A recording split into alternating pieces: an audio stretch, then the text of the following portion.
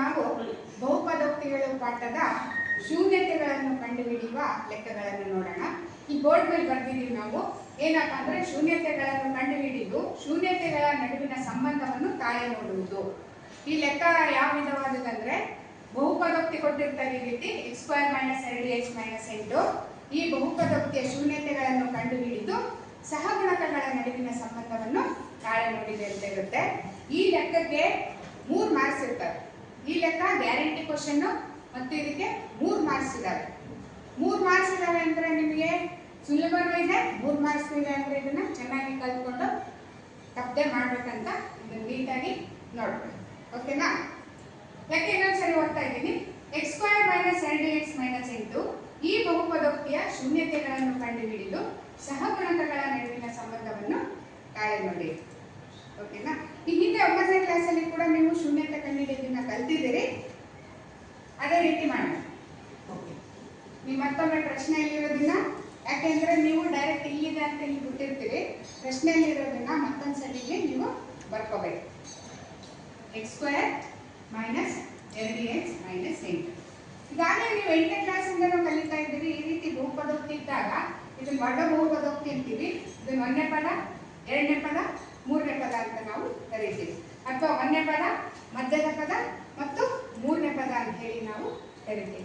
ನಾವೇನ್ ಮಾಡ್ಬೇಕಂದ್ರೆ ಅಪವರ್ತನ ಮಾಡೋದನ್ನ ನೀವು ವಾಸ್ತವ ಸಂಖ್ಯೆಗಳ ಪಾಠದಲ್ಲಿ ಕಲ್ತಿದ್ದೀರಿ. ಅದೇ ರೀತಿಯಲ್ಲಿ ನೋಡಿ 8ನ್ನ ನಾವು ಅಪವರ್ತನ ಮಾಡಬೇಕು. ಮತ್ತು ಆ ಅಪವರ್ತನಗಳು ಯಾವ ರೀತಿ ಇರ್ಬೇಕಪ್ಪ ಅಂದ್ರೆ ಆ ಅಪವರ್ತನಗಳನ್ನ ಕೂಡಿಸಿದ್ರೆ ಅಥವಾ ಕಳೆದ್ರೆ ನಮಗೆ ಮಧ್ಯದ ಪದ ಬರಬೇಕು. ಹಿಂದಿನ ಪಾಠದಲ್ಲಿ ನೀವು ಕೇವಲ ಅವಿಭಾಜ್ಯ ಅಪವರ್ತನಗಳ ಬಗ್ಗೆ ಕಲ್ತಿದ್ರಿ. ಅವಿಭಾಜ್ಯ ಅಪವರ್ತನಗಳೇ ಮಾಡ್ಬೇಕಂತ ಏನಿಲ್ಲ. ನೋಡೋಣ ಈ ರೀತಿ ಡೈರೆಕ್ಟ್ ಇವಾಗ 8 ಅಂದ್ರೆ 4 8 ತಗೋಬೋದಲ್ಲ ನಾವು. ಹಿಂದಿನ ತರಗತಿಯಲ್ಲಿ ವಾಸ್ತವ ಸಂಖ್ಯೆಗಳ ಪಾಠದಲ್ಲಿ ನಾನೇನಂತ ಹೇಳಿದ್ದೆ, ಅವಿಭಾಜ್ಯ ಅಪವರ್ತನಗಳು ಮಾಡ್ಬೇಕು ಅಂತ ಹೇಳಿದ್ದೆ. ಇಲ್ಲಿ ನೆಸರಿ ಇಲ್ಲ, ನಮಗೆ ಯಾವ್ದು ಅನುಕೂಲ ಆಗುತ್ತೋ ಆ ಬಗ್ಗೆ ತಗೊಂಡು ನಾವು ಅಪವರ್ತನವನ್ನು ಮಾಡಬೇಕು. ಅದ್ರ ಕಂಡೀಷನ್ ಏನಪ್ಪಾ ಅಂದ್ರೆ ಈ 4 ಮತ್ತು 2ನ್ನ ಕೂಡಿಸೋದ್ರಿಂದ ಅಥವಾ ಕಳೆಯೋದ್ರಿಂದ ನಮಗೆ ಮಧ್ಯದ ಪದ ಬರಬೇಕು. ನೋಡಿ ಬರುತ್ತಾ ಇಲ್ಲಿ ಈ ರೀತಿ ಹಾಕ್ತೀನಿ, ಈ ರೀತಿ ಯಾರ ಹಾಕ್ತೀನಿ. ಯಾವಾಗಲೂ ಸಹ ಈ ಕಡೆಗೆ ದೊಡ್ಡ ಸಂಖ್ಯೆನ ಹಾಕ್ಬೇಕು, ಈ ಕಡೆಗೆ ಸಣ್ಣ ಸಂಖ್ಯೆನ ಹಾಕ್ಬೇಕು. 4 ಮತ್ತು 2ರಲ್ಲಿ ಯಾವ್ದು ದೊಡ್ಡ ಸಂಖ್ಯೆ ಅಂದ್ರೆ 4, ಸಣ್ಣ ಸಂಖ್ಯೆ ಯಾವುದು 2. ಸೊ 4 ಮತ್ತು 2ನ್ನು ಕೂಡಿಸಿದಾಗ ನಮಗೆ 2 ಬರುತ್ತಾ? 4 ಮತ್ತು 2ನ್ನು ಕಳೆದಾಗ ನಮಗೆ 2 ಬರುತ್ತಾ? ಹಾಗಾದ್ರೆ ನಾವು ಈ ಸಂಖ್ಯೆನ ತಗೋಬೋದಾ? ಆದ್ರೆ 2 ಬರುತ್ತೆ. ಓಕೆ, ಆದ್ರೆ ಪ್ಲಸ್ 2 ಮೈನಸ್ 2 ಮೈನಸ್ 2. ಓಕೆನಾ? ಸೊ ಇಲ್ಲಿ ಮೈನಸ್ ಇದೆ ಅಂದಾಗ ನಾವು ದೊಡ್ಡ ಸಂಖ್ಯೆಗೆ ಮೈನಸ್ ಅನ್ನು ಕೊಡಬೇಕು. ಓಕೆನಾ? Very important step. ಇಲ್ಲಿ ನಮಗೆ -2 ಬರ್ಬೇಕಂದ್ರೆ ಇಲ್ಲಿ 4 ಮತ್ತು 2 ಇದಾವಲ್ಲ ಅಪವರ್ತಗಳು, ಅದರಲ್ಲಿ ದೊಡ್ಡ ಸಂಖ್ಯೆಗೆ ಯಾವ ಚಿಹ್ನೆ ಇದೆನೋ ಅದನ್ನೇ ಕೊಡಬೇಕು. Got it? ಓಕೆ, ಇದಕ್ಕೆ ಮೈನಸ್ ಕೊಟ್ಟಾಗ ಇದಕ್ಕೂ ಮೈನಸ್ ಕೊಟ್ರೆ ಏನಾಗುತ್ತೆ? 2ಕ್ಕೂ ಮೈನಸ್ ಇದ್ರೆ ನಾವೇನ್ ಮಾಡ್ಬೇಕಾಗುತ್ತೆ? ಕೂಡಿಸ್ಬೇಕಾಗುತ್ತೆ. ಕೂಡಿಸಿದ್ರೆ ನಮಗೆ 6 ಬರುತ್ತೆ. ಅದಕ್ಕೆ ನಾವೇನ್ ಮಾಡ್ಬೇಕು? ಇದಕ್ಕೆ ಮೈನಸ್ ಕೊಟ್ಟಾಗ ಇದಕ್ಕೆ ಪ್ಲಸ್ ಕೊಟ್ಟಾಗ ಏನಾಗುತ್ತೆ? ನಮಗೆ -2 ಬರುತ್ತೆ. ಸೊ ಇಲ್ಲಿ x² ಏನಿದೆ ಹಂಗೆ ಬರೀರಿ. ಮೈನಸ್ ಇದನ್ನ ಈ -2 ಬದಲಿಗೆ -4 + 2 ಅಂತ ಬರೀತೀವಿ. -4x -2x -8. ಅರ್ಥ ಆಯ್ತಾ ಇಲ್ಲಿವರೆಗೆ? ಸೊ ಈ -2 ಬದಲಿಗೆ ಈ ರೀತಿ ಡಿವೈಡ್ ಮಾಡ್ಕೊಂಡಿದ್ದೀವಿ. -4x -2x children. ಓಕೆ, ಇವಾಗ ಇವೆರಡು ಒಂದು ಗುಂಪು, ಇವೆರಡು ಒಂದು ಗುಂಪು. ಓಕೆನಾ? ನೋಡ್ರಿ, ಇವೆರಡರಲ್ಲಿ ಯಾವುದು ಸಾಮಾನ್ಯ ಅಂಶ ಆಗಿದೆ, ಕಾಮನ್ ಅಂತ ಹೇಳ್ತಿರ್ತೀವಲ್ಲ, ಯಾವ ಕಾಮನ್ ಇದೆ ಹೊರಗಿದೆ ಅಂತ ಹೇಳಿ. ಓಕೆ, ಅದು ಸಾಮಾನ್ಯ ಯಾವ್ದಿದೆ ಅದನ್ನ ತೆಗೆದು ಇವೆರಡರಲ್ಲಿ ಯಾವ ಸೇಮ್ ಇತ್ತು ನೋಡ್ರಿ. ಓಕೆ, x ಇದೆ. ಸೊ ಇಲ್ಲಿ x ನ ಮಾತ್ರ 2 ಅಂದ್ರೆ x 2 ಇದಾವೆ ಅಂತ ಹೇಳಿ ಅರ್ಥ. ಒಂದು x ನ ಹೊರಗೆ ತೆಗಿತೀವಿ, ಒಂದು x ಉಳಿಯುತ್ತೆ ಚಿಲ್ಡ್ರನ್. ಇದರಲ್ಲಿ ಕೂಡ 4x ಇದೆ, ಒಂದು x ನ ತೆಗೆದ್ರೆ ಬರೀ 4 ಉಳಿಯುತ್ತೆ. ಇಲ್ಲಿ ಕೂಡ ನೋಡ್ರಿ, ಇಲ್ಲಿ 2x ಇದೆ, ಇಲ್ಲಿ 8 ಇದೆ. ಇವೆರಡರಲ್ಲಿ ಯಾವ್ದು ಕಾಮನ್ ಇದೆ ನೋಡ್ಬೇಕು. ಇಲ್ಲಿ 8ನ್ನ ನಾವು 2 4 8 ಅಂತ ಬರ್ಕೋಬಹುದು. ಹೌದಾ? ನಿಮಗೆ ಅರ್ಥ ಆಗ್ಲಿ ಅಂತ ಸಣ್ಣದಾಗಿ ಬರೀತಿದ್ದೇನೆ. ಈ 8ನ್ನ ನಾವು 2 × 4 ಅಂತ ಬರ್ಕೋಬಹುದಾ? ಇವಾಗ ನೋಡ್ರಿ, ಇವೆರಡರಲ್ಲಿ ಯಾವ್ದು ಸಾಮಾನ್ಯ ಆಗಿರೋ ಅಂಶ 2 ಇದೆ. ಇದರಲ್ಲೂ 2 ಇದೆ, ಇದರಲ್ಲಿ 2 ಇದೆ. ಆ 2ನ್ನ ನಾವು ಹೊರಗಡೆ ತೆಗೆಯೋಣ ಚಿಲ್ಡ್ರನ್. ಇಲ್ಲಿ ಪ್ಲಸ್ ನೋಡ್ರಿ, ಪ್ಲಸ್ ಬರೀಬೇಕು, ಹೌದಲ್ಲ? ಸೊ ಇಲ್ಲಿ -4x + 2x - 8. ಇದರಲ್ಲಿ ಪ್ಲಸ್ 2 ಹೊರಗೆ ತೆಗೆದ್ರೆ ಇಲ್ಲಿ 2x ಇಂದ 2 ಹೊರಗೆ ಬಂದ್ರೆ ಏನು ಉಳಿತು ಇಲ್ಲಿ x. ಇಲ್ಲಿ 8 ಬದಲು 2 4 8 2 ಹೊರಗೆ ಬಂದ್ರೆ ಏನು ಉಳಿತು 4. ಇಷ್ಟುವರೆಗೆ ಮಾಡಿದ್ಮೇಲೆ ಇದೊಂದು ಚೆಕ್ ಪೋಸ್ಟ್ ಇದ್ದಂತೆ ಚಿಲ್ಡ್ರನ್. ಇಲ್ಲಿ ನಿಮಗೆ ಇಲ್ಲಿ ಸೇಮ್ ಬರಬೇಕು x - 4 x - 4. ಇಲ್ಲಿ ನೀವು ಚೆಕಿಂಗ್ ಮಾಡ್ಕೋಬಹುದು. ಇಲ್ಲಿ ಅಕಸ್ಮಾತ್ ಇವೆರಡು ಸೇಮ್ ಇಲ್ಲಪ್ಪ ಬೇರೆ ಬೇರೆ ಬಂದಿದ್ದು ಬಂದ್ರೆ ಒಂದ್ಸರಿ ಹಿಂದಕ್ಕೆ ಹೋಗಿ ನಾವು ಎಲ್ಲಿ ತಪ್ಪು ಮಾಡಿದ್ದೀವಿ ಅಂತೇಳಿ ನಾವು ನೋಡ್ಕೋಬೇಕು ಚಿಲ್ಡ್ರನ್. ಓಕೆ, ಸೇಮ್ ಇದೆ ಅಲ್ಲಿ, ನೋ ಪ್ರಾಬ್ಲಮ್. ಈಗ ಎರಡು ಸೇಮ್ ಇರೋದನ್ನ ನಾವು ಒಂದ್ಸರಿ ಬರ್ಕೋಬೇಕು x minus. Okay, very easy. ಮತ್ತೆ ಸೇಮ್ ಇಲ್ಲಿದ್ದು ಏನು x ಪ್ಲಸ್ 2. ಸೊ ಈ ರೀತಿ ಇದೆ x - 4 into x plus 2. Okay, next ನೋಡೋಣ. ಈ x - 4 ಇಲ್ಲಂದ್ರೆ x - 4 = 0 ಅಂತ ತಗೊಂಡು x ಬೆಲೆ ಬರೀಬಹುದು. x ಪ್ಲಸ್ 2 = 0 ಅಂತ ತಗೊಂಡು ನಾವು x ಬೆಲೆಯನ್ನು ಬರೀಬಹುದು. x - 4 = 0 ಅಂದ್ರೆ 4 x ಬೆಲೆ ಅಂದ್ರೆ x ಒಂದೇ ಒಂದ್ ಕಡೆ ಇರಬೇಕು. ಸೊ 4 ಈ ಕಡೆ ಬಂದ್ರೆ ಏನಾಯ್ತು 4. ಸೊ ಒಂದು x ಬೆಲೆ 4. ಅದೇ ರೀತಿ x ಪ್ಲಸ್ 2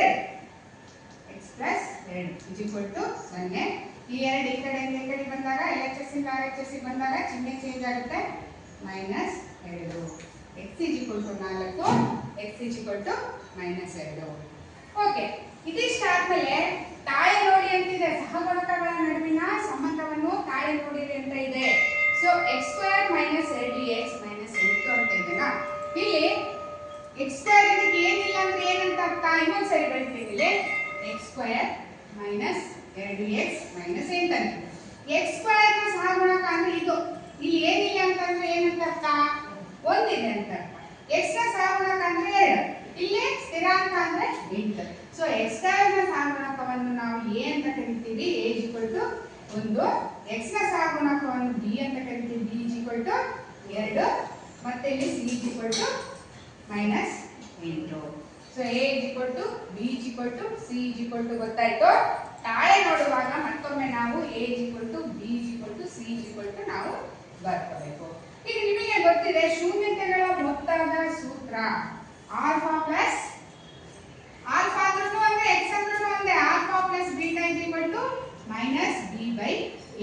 ಇಲ್ಲಿ ಬೇಕಾದ್ರೆ ಬರ್ಕೋಬಹುದು ನಾವು ಶೂನ್ಯತೆಗಳ ಮೊತ್ತ.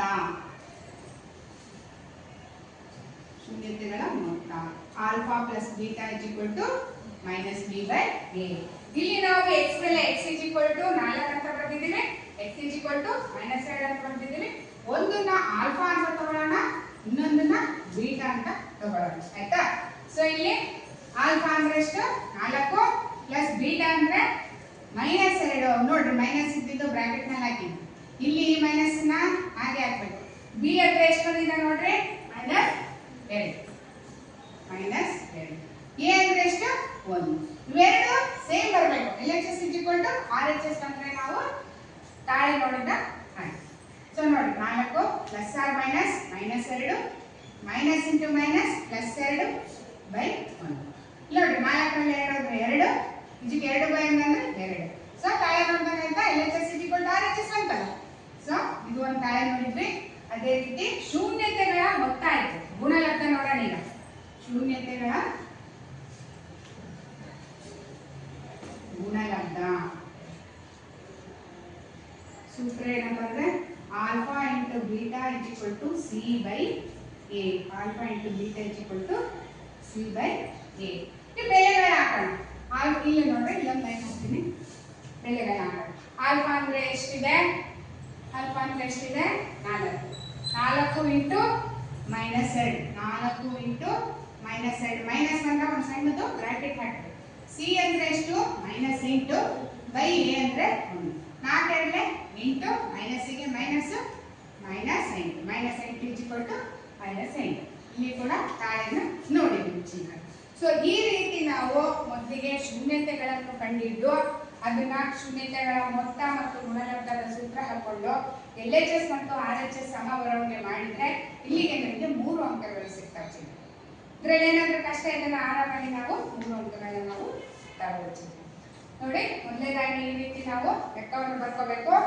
ಇದರಲ್ಲಿ 3ನೇ ಪದವನ್ನು ಅಪವರ್ತನ ಮಾಡಬೇಕು. ಯಾವ ರೀತಿ ಮಾಡ್ಬೇಕಪ್ಪ ಅಂದ್ರೆ ಅವೆರಡನ್ನ ಕೂಡಿಸೋದ್ರಿಂದ ಅಥವಾ ಕಳೆಯೋದ್ರಿಂದ ಮಧ್ಯದ ಪದವನ್ನು ಬರೋ ತರ ಮಾಡ್ಕೋಬೇಕು. ತದನಂತರ ಈ ರೀತಿ ಸಾಮಾನ್ಯ ಆಗಿರೋ ಅಂಶವನ್ನು ತೆಗೆದು ಎಕ್ಸ್ ಬೆಲೆ ಮತ್ತು ಎಕ್ಸ್ ಬೆಲೆಗಳನ್ನ ಕಂಡುಹಿಡ್ಕೋಬೇಕು. ಈ ಎಕ್ಸ್ ಬೆಲೆಗಳೇ alpha is equal to beta is equal to, ಅದೇನು ಎಕ್ಸ್ ಆಲ್ಫಾ ಬೀಟಾ ಬೇರೆ ಅಲ್ಲ.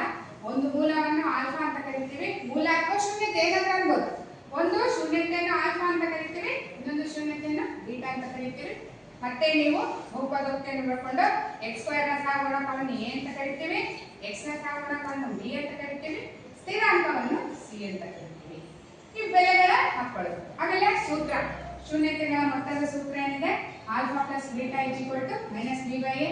ಆಲ್ಫಾ ಬೆಲೆ ಇಲ್ಲಿ ಬರ್ಕೊಂಡಿದ್ದೀವಿ 4, ಬೀಟಾ ಬೆಲೆ -2, 4ಕ್ಕೆ 4 plus into minus is minus 2 is equal to minus into minus is plus 2 by ಏನೇ 1. ಸಿ ಬೆಲೆ 1 ಇದೆ, ಎ ಬೆಲೆ 1 ಇದೆ.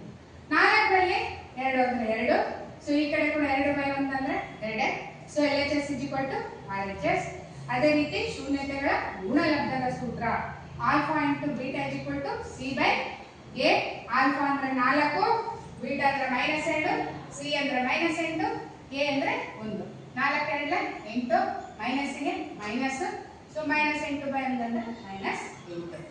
ಈ ರೀತಿಯಾಗಿ ನಾವು ಈ ಲೆಕ್ಕವನ್ನು ಮಾಡಬಹುದು ಮತ್ತು 3 ಅಂಕಗಳನ್ನು ತಗೋಬಹುದು ಚಿಲ್ಡ್ರನ್. ಓಕೆ, ಅರ್ಥ ಆಯ್ತಾ ಚಿಲ್ಡ್ರನ್?